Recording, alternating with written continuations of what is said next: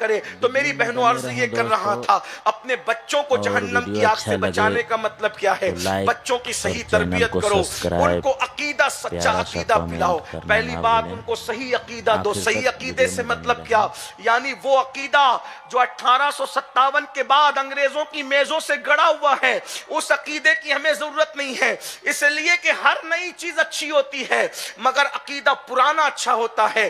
حضور محدث اعظم پاکستان علامہ سردار احمد محدث رحمت اللہ علیہ فرمایا کرتے تھے جو نئی چیز ملا کرے لے لیا کرو، لیکن عقیدہ ہمیشہ پرانا اچھا ہوتا ہے. اپنے بچوں کو وہ عقیدہ جو وہ غوث پاک جس عقیدے پر تھے، غریب نواز جس عقیدے پر تھے، مخدوم اشرف جہانگیر سمنانی جس عقیدے پر تھے، نظام الدین محبوب الہی جس عقیدے پر تھے، نہار شاہ ولی جس عقیدے پر تھے، اور سچی بات سب سمیٹ کر کے یہ کہیں کہ 14ویں صدی کے اندر سارے سچی عقائد کا اتنے مجموعہ نچوڑ کر میرے امام اہل سنت نے جو ہمیں پیش کیا، اسی عقیدے کی اپنے بچوں کو تعلیم دو. کون سی تعلیم؟ نبی زندہ ہیں، نبی حاضر و ناظر ہیں، نبی ہماری جان سے زیادہ قریب ہیں. اپنے بچوں کو عشق مصطفیٰ پلاؤ. اللہ کے رسول علیہ السلام نے تو ہمیں خود ہی بتا دیا، اپنی اولاد کو 3 باتوں کی تعلیم دو. عشق رسول کی تعلیم دو. عشق رسول جب سکھا دو گے اپنے بچوں کو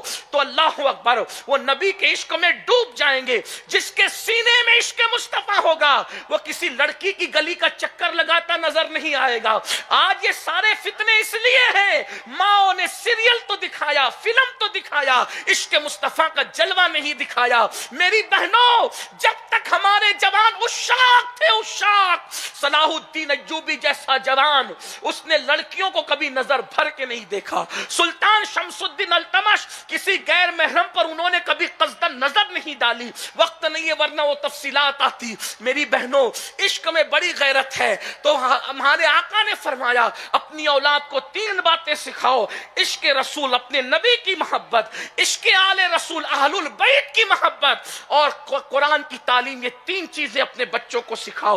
بہنوں آؤ اپنے بچوں کو بچاؤ جہنم کی آگ سے. اللہ اکبر. تو اپنے بچوں کو پہلے نمبر پر صحیح عقیدہ بتاؤ، سچا عقیدہ بتاؤ، نبی کے بارے میں، اہل البیت کے بارے میں، صحابہ کے بارے میں، انبیاء کے بارے میں، اولیاء کے بارے میں. ان کو بتاؤ ولیوں کے مزارات مٹی کے ڈھیر نہیں ہے بلکہ وہ اللہ کی نشانیوں میں سے ایک نشانی ہے. یہ ان کو بتاؤ. اللہ اکبر. یہ ماں کی ذمہ داری ہے. ان کا عقیدہ مضبوط کرو. ارتداد کا فتنہ اگر ہم اس کا مقابلہ کر سکتے ہیں تو مائیں ہمارا ساتھ دے تو کر سکتے ہیں. اس لیے کہ مولوی صاحب کی بات پر بچہ شک کر سکتا ہے مگر امی جان کی بات پر بچہ شک نہیں کر سکتا. ہم نے اپنے بزرگوں سے سنا کہ غوث و خواجہ کی محبت ان کو تقریر سن کے نہیں ملی، ماؤں کے ذریعے سے ملی ہے، نانی دادیوں کے ذریعے سے ملی ہے. اس لیے اپنے گھروں میں اسلامی ماحول پیدا کرو اور اس کے بعد عقیدے کے بعد بچوں کو نمازی بناؤ.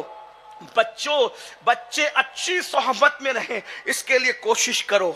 آج ہمارے بچے نشے کی طرف جا رہے ہیں، ایم ڈی کی طرف جا رہے ہیں، الگ الگ طور پر آگے بڑھ رہے ہیں اور معاشرہ تباہ ہو رہا ہے. یہ کیوں ہے؟ یہ صحبت کی وجہ سے. مائیں اپنے بچوں پہ نظر رکھے. بچہ کب گھر آتا ہے، کب نہیں آتا ہے، کس کے ساتھ اٹھتا ہے، کس کے ساتھ بیٹھتا ہے. زیادہ تر بچوں کو گھر میں رکھو، اپنے پاس رکھو. بلکہ ماں باپ اپنی اولاد کے اچھے دوست بن جائیں تاکہ بچوں کو باہر دوستی کرنے کی ضرورت ہی پیش نہ آئے. ماں باپ پیار دیں اپنی اولاد. بات میں بچوں کو ڈانٹا نہ کرو، جھڑکا نہ کرو، اس لیے کہ ڈانٹنے اور جھڑکنے سے بچے دور ہوتے ہیں. بچوں کو پیار دو، بچوں کو محبت دو، بچوں کو الفت دو، ان کا اعتماد حاصل کرو. بچوں کے سامنے میاں بیوی کا جھگڑا کبھی نہیں ہونا چاہیے، اس سے بچے احساس کمتری کا شکار ہوتے ہیں. اپنے بچوں کو کبھی یہ احساس مت ہونے دو کہ تم غریب ہو، تم مفلس ہو. ان میں حوصلہ پیدا کرو، ان کے اندر احساس کمتری پیدا مت ہونے دو. ہر ایک کے ساتھ کاندھے سے کاندھا ملا کر ان کو کھڑے ہونے کے لیے حوصلہ دو. یہ کام مائیں کر سکتی ہے. ہر انقلابی کو کے پیچھے کسی عزم والی ماں کا ہاتھ ہے. سرکار غوث پاک ہو، غریب نواز ہو، بابا فرید ہو، محبوب الہی ہو، کوئی ہو, اللہ اکبر. بلکہ ایک بات آپ کو کہوں, اس امت میں سب سے پہلے نبی کی نعت اگر کسی نے لکھی ہے تو وہ میرے نبی کی امی جان سیدہ آمنہ خاتون ہے. انہوں نے کہا تھا میں نے اس بیٹے کو جنم دیا ہے جس کی شان بڑی ہوگی, مشرق و مغرب میں اس کے ڈنکے بجیں گے, اور فرمایا میں نے وہ بیٹے کو جنم دیا ہے, میں امید کرتی ہوں کہ یہ لوگوں کے لیے ہادی اور مہدی ہوگا, اور ہر نئی چیز پرانی ہو جائے گی, سب لوگ مٹ جائیں گے, فنا ہو جائیں گے, مگر آمنہ کا ذکر کبھی مٹے گا نہیں, اس لیے کہ اس بیٹے کو جنم دیا ہے, اس کی وجہ سے میرا ذکر زندہ رہے گا.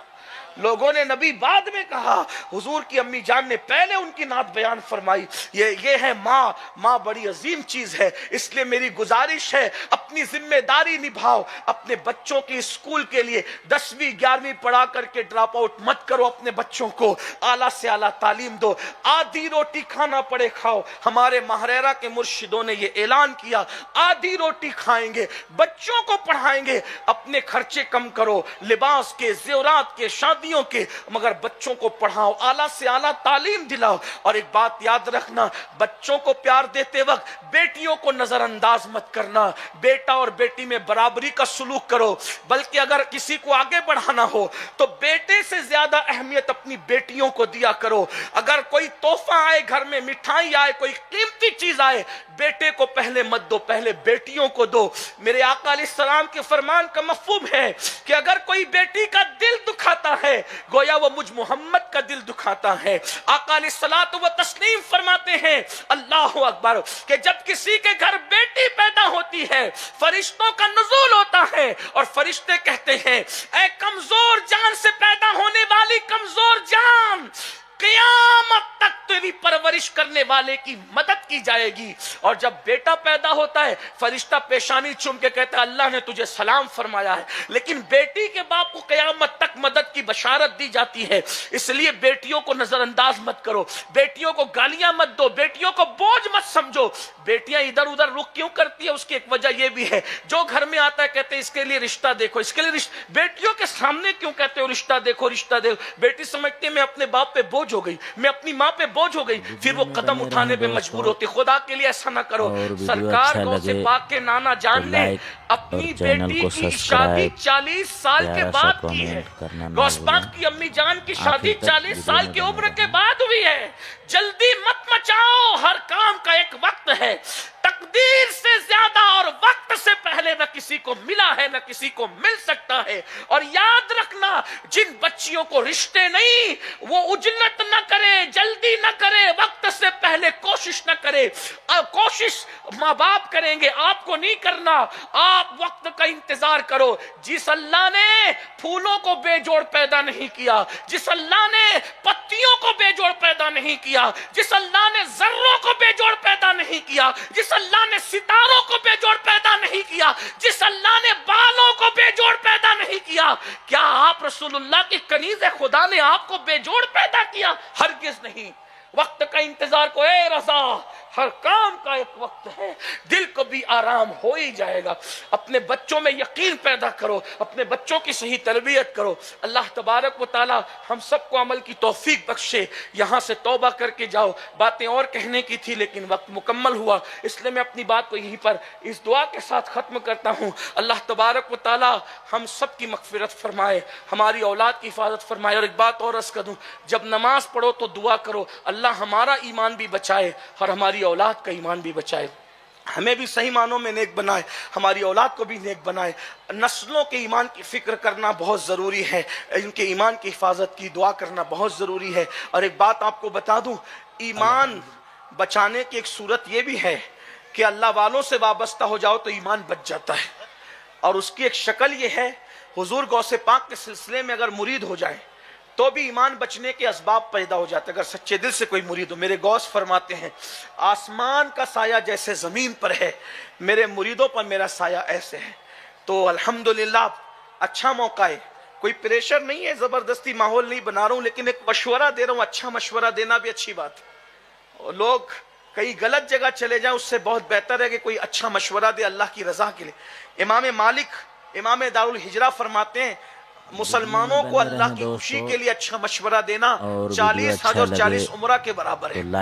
اس لیے اچھا مشورہ دینا چاہیے. تو میں مشورے کے طور پہ کہہ رہا ہوں، ہمارے قائد، ہمارے امیر، جن کو ہم نے خلوتوں میں جلوتوں میں دیکھا، اللہ کے حرم میں دیکھا، رسول اللہ کے حرم میں دیکھا، ہر جگہ دیکھا، خلوت و جلوت میں دیکھا، مخلص پایا، دین کی فکر پائی. تو ہمارے امیر جہاں خطیب ہے، مصنف ہیں، وہیں پر سلسلے عالیہ قادریہ برکاتیہ کے شیخ طریقت بھی ہیں. اگر آپ غوث پاک کے سلسلے میں مرید ہونا چاہتی ہیں تو قبلہ امیر محترم کے ذریعے سے اگر آپ غوث پاک کے سلسلے میں داخل ہوگی، اس کی آپ کو برکتیں ملے گی. تو اگر آپ حضور غوث پاک کے سلسلے میں مرید ہونا چاہتی ہیں تو قبلہ ہمارے قائد محترم انشاءاللہ تبارک و تعالی آپ کو مرید بھی کریں گے. پہلے آپ مرید ہو جائیں. حضور قبلہ پہلے اپنی گفتگو سے پہلے آپ کو وہ کلمات پڑھائیں گے اور آپ وہ کلمات پڑھیں، اور ان کلمات کو پڑھنے کے بعد جب آپ توبہ کر کے غوث پاک کے مریدوں میں شامل ہو جائیں گی تو قبلہ قائد محترم آپ کو پھر نصیحت کریں گے. ظاہر سی بات ہے، آپ سے جب یہ رشتہ جڑے گا پیری مریدی کا انشاءاللہ تبارک و تعالی، تو اس کے بعد جو نصیحت ہوگی اس کی تاثیر بھی الگ ہوگی، اس کی برکتیں بھی الگ ہوگی. آپ کے بچے بھی اگر ساتھ میں ہو تو آپ اپنے بچوں کو بھی لے کر کے مرید ہوں.